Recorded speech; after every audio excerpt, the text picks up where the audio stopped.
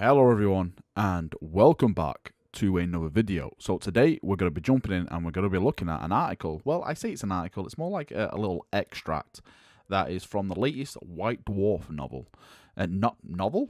Magazine, my bad. I'm going off into La La Land at the moment. Yeah, so a friend of mine posted this over on my Discord server and it had some nice, well, it didn't really have that much information on it. I think this video is more or less me taking a shot into the great dark yonder and hoping I hit something really big. So let's jump in and let's get started. So the actual information we're going to be looking at is coming from the latest White Dwarf. When I say latest White Dwarf, it is October now. It's October the 10th. 2017. So if you're watching this, like, I don't know, in the future, let's say, then I'm referring to the issue which is around at this date. Now, I'm not really going to post a page up on this video. I'm just going to post the quote. I'll put a text in there once I start reading it. One simple thing is that I know YouTube have been taking down a lot of videos about copyright stuff lately, and I don't really want to get involved in that. They've already started this apocalypse everyone keeps saying, so I don't really want to bloody my fingers that much more. Anyway, the quote on the page is on page 52, just in case if you actually own the book and you want to go and read it for yourself. It's located on page 52 and it's on the bottom left.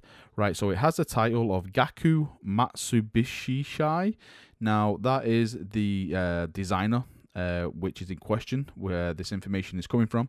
I'm sorry if I mispronounce that name. If you know me by now, then I butcher everyone's name, so it's nothing personal, but sorry about that.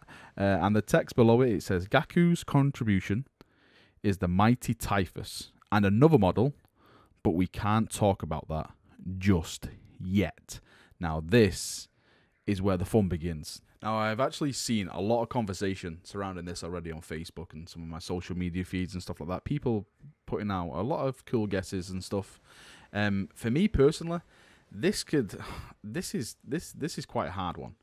First things first is that on the horizon for GW at the moment, we have a lot of potential incoming. Now, we've just had the release of the Astra Militarum Codex. There was no models released for that, which was pretty crappy. I thought I was really hyped for maybe just doing a different guard regiment or something new. I know, like, since Cadia fell, I thought maybe they would bring a different guard regiment out and replace it with something else. My fingers were crossed for Steel Legion, but hey, that never happened, and I'm not going to lose any sleep over it. But I really wish they would have done something. Now, of course, there is the potential rumor. Please take this with a handful of salt, that the Sisters of Battle are going to be the next big release that are going to be coming out. Again, I did a video on that if you want to go and watch that. I would love it to be something related to the Sisters of Battle if they actually did get something, but I'm trying to think what it could really be. Something that's big and, like, wow, like really out there, something that's going to blow our socks off. I don't really think it would fit in with the Sisters of Battle, since we already had Celestine really come out in the Triumphant pack. So I don't think it could be anything with those. If the rumors are true, and they did come out, I don't think it's going to be attached to that. I know some people saying it maybe just relate to Death Guard again. Maybe they're going to be coming out with something big from the Death Guard again. I can't really see that, since Typhus has already been done. This guy's already designed Typhus. Mortarian's already been done. So if it's going to be a character, is it just going to be like a generic Lord or something like that? Which, again, I don't really see really the point of that. We've got the Lord of Contagion. We've got all these awesome new Terminator models you can convert and make all nice stuff and all that kind of stuff. So it leaves the point.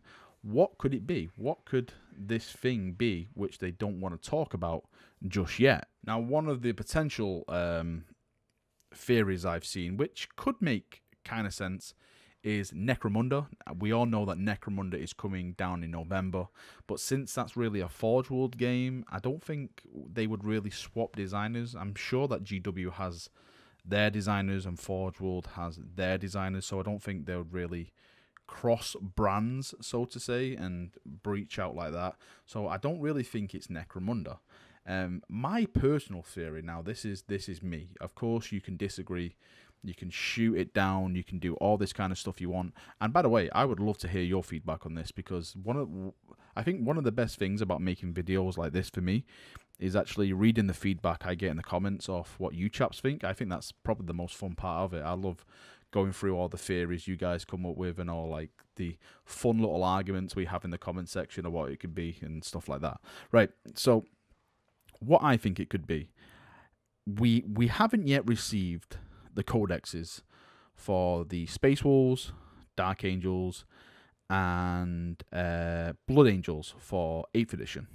Now, this is my hope. Now, once the Dark Angels, Blood Angels, and Space Wolves get their codexes, I'm hoping that they get special units to go along with them. Maybe in Primaris format, maybe some actually updated old HQ units to go with them. Maybe actually some of the actual HQ units have upgraded themselves, so to say. I know that's not really been confirmed yet, and it's a bit of a grey water. I know it was said on a Warhammer TV stream. That's the only really confirmation we got, but I've seen posts from authors, well, a author, I think it was Aaron Dembski-Bowden, sorry Aaron if I'm misquoting you, which said that it hasn't really been put down officially in an actual codex itself. So again, that's murky waters where we are at the moment, so I don't really know if that is possible. I thought it was possible, because I was like, okay, I'm going to upgrade Chapter Master Valrak. He's a Primaris Marine now, which would have been cool. But my theory is, right, if when they actually bring out these codexes, well, the Dark Angels codex in particular, I'm hoping that this is the start of when they introduce the Lion, Lionel Johnson. He comes back into the story, and I'm hoping that this guy has the reins on the Lion. Again, this goes into some of the other theories I had about Primarchs returning. We all know Reboot is come back now. Reboot is leading the galaxy. Of course, I'm a huge Rogel Dawn fan, and I'm a huge Imperial Fist fan. I'm sure everyone knows that by now. But for story-wise, in the narrative sense of 8th edition, I would actually prefer Lionel Johnson to come back over Rogel Dawn. I know that might sound heretical to some of you guys, since you're all Dawn lovers like me. But if you sit down and think about it in the narrative sense of bringing another Primar back, I think his likelihood of returning is basically up. Well, I think it's number one. We all know he's asleep on the rock. We all know he's been hidden by the Watchers. Something's going on down there. He wakes up. The Imperium is basically been invaded. The huge scar is across the Imperium now. Reboot is back. He's probably got to wake up, and he's got to be like, okay, what the hell has happened in the last 10,000 years? He's got to get the information of what happened, what's happened in the last 10,000 years, and he's going to react to that. And for those who have read the Lion stories in the Horus Heresy, he's probably not the best personality out of all of his brothers. He's very... The way I see him, he's very secretive, of course. He's a Dark Angel, but he's very egotistic about himself and his actual skills. He thinks that he should have been War Master. He thinks that his Legion are the best Legion. They're the #1 Legion. You know, everyone's basically crap compared to his Legion. Basically, the Lion is pretty much of a dick, to sum it up.